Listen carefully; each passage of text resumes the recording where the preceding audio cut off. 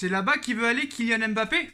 C'est là-bas. Son rêve de toujours, d'enfance soi-disant, c'est d'aller jouer dans ce club. Ce club, soi-disant, hein, le plus grand club du monde, les Footix en PLS. Ce soir, c'est une honte. Le Real Madrid et Zinedine Zidane, surtout. Ce soir, c'était pas Zidane, c'était un âne batté ce soir, qui a complètement sous-estimé le Shakhtar Donetsk, qui en plus de ça, avait 8 joueurs absents du côté du Shakhtar. 8 joueurs absents titulaires pour cause de coronavirus, pour cause de Covid-19.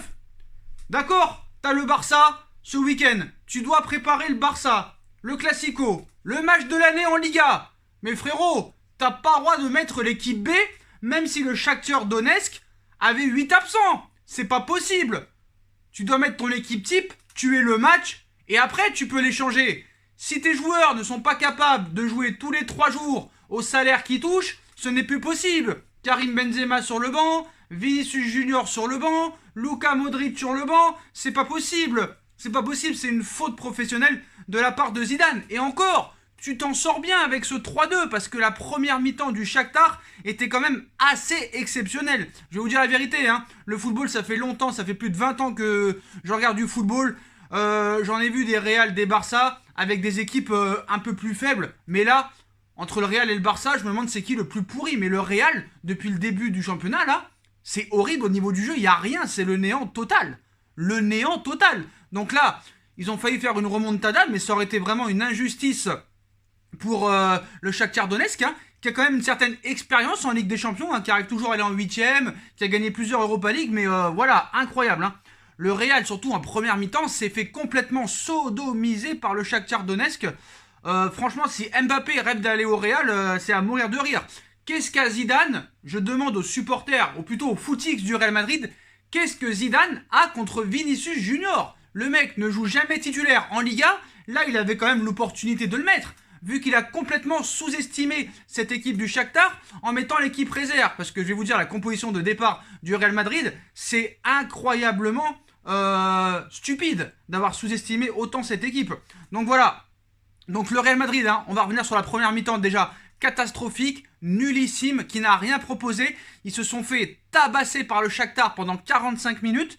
Et le pire dans tout ça, comme je vous l'ai dit au début de la vidéo, il s'agit de l'équipe B. De l'équipe B du Shakhtar Donetsk. 8 joueurs de l'effectif ont le Covid et ne sont donc même pas sur la feuille de match. Ils étaient même pas remplaçants, les mecs.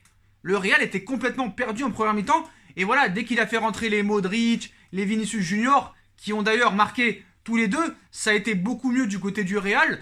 Même le Shakhtar a continué à attaquer. Et ça, j'aime bien ce genre d'équipe qui n'a pas peur, voilà, d'aller au Real Madrid, Santiago Bernabéu. Bon, c'est vrai qu'il y a le huis clos, mais voilà, je pense que cette année, on part sur une Ligue des Champions assez historique, des championnats assez historiques où il y aura peut-être beaucoup de surprises. Mais voilà, c'est incroyable. Quand tu vois que Paris se fait charrier parce qu'on a perdu contre Manchester United à domicile, vous perdez contre le Shakhtar Donetsk, l'équipe B du Shakhtar Donetsk. Je comprends pas l'équipe de Zidane, veuillez m'expliquer. Luka Jovic, Asensio, Rodrigo devant. Ils ont jamais joué ensemble. Militao en défense centrale parce que Ramos était blessé.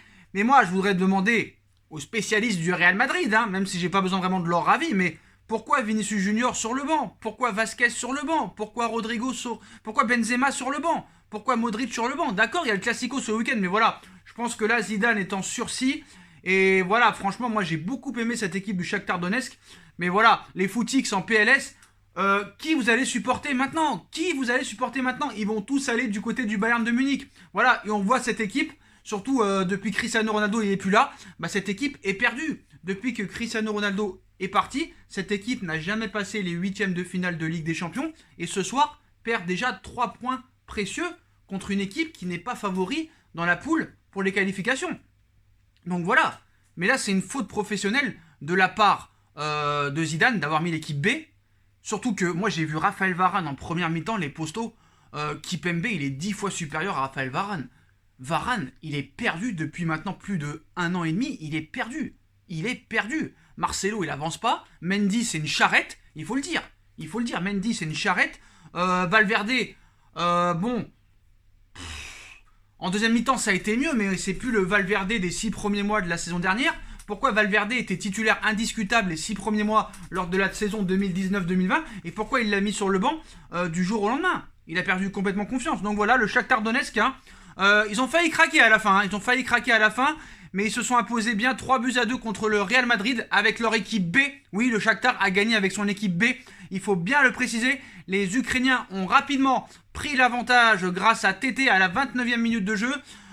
Au but contre son camp de Raphaël Varane à la 33e et à la réalisation de Manor Salomon à la 42e. En seconde période, le Real Madrid a réduit le score via Luka Modric et Vinicius Junior. Mais le but de Federico Valverde en fin de match a été refusé à la 92e minute de jeu. La Casablanca débute vraiment d'une triste manière sa saison européenne. Mais voilà. Donc je voulais voir un petit peu... après l'utilisation de l'arbitrage vidéo, hein, le but du Real Madrid est refusé. Vinicius Junior était hors jeu et a fait action de jeu. Donc le but est refusé, hein, à bon escient. Donc voilà. Mais moi, c'est pas ça que je veux parler. C'est le jeu du Real Madrid qui a été zéro. Surtout en première mi-temps, ça a été catastrophique. Et cette équipe va avoir de nombreux problèmes. Comment cette équipe, malgré le Covid, n'a pas pu au moins recruter ? Paris, au moins, tu vois, a réussi à faire des petites astuces, des Rafinha gratuits, des Moiskin gratuits, des Florenzi gratuits. Le Real Madrid, en plus ce soir, Odegaard était absent aussi, en plus de ça, en plus de Ramos et en plus des cadres qui ont été mis sur le banc. Je pense que c'est pas très pragmatique de la part de Zidane d'avoir complètement sous-estimé cette équipe du Shakhtar Donetsk. Parce que d'accord, tu t'assois sur la table. Par exemple, on est lundi ou mardi soir. Tu te dis, bon, le Shakhtar, il a 8 joueurs absents à cause du Covid.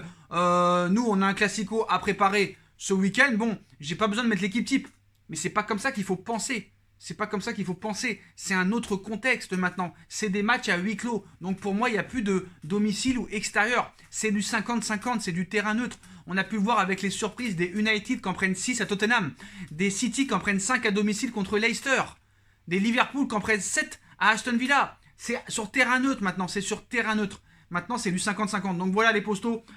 Défaite du Real Madrid à domicile face à l'équipe B du Shakhtar Donetsk. Dites-moi en commentaire ce que vous avez pensé de cette catastrophique prestation du Real Madrid. Bah dis donc, Kylian Mbappé, son rêve c'est d'aller dans cette équipe-là. Eh ben dis donc, on va bien se marrer. Surtout que le Real Madrid, hein, c'est leur deuxième défaite consécutive à domicile après ce week-end contre le promu Cadix. Non seulement ça perd, mais contre des équipes pas vraiment flamboyantes. Voilà les postos, et comme d'habitude, hein, on like, on partage, on commente, on s'abonne, on active la petite cloche pour être tenu au courant des vidéos qui vont sortir.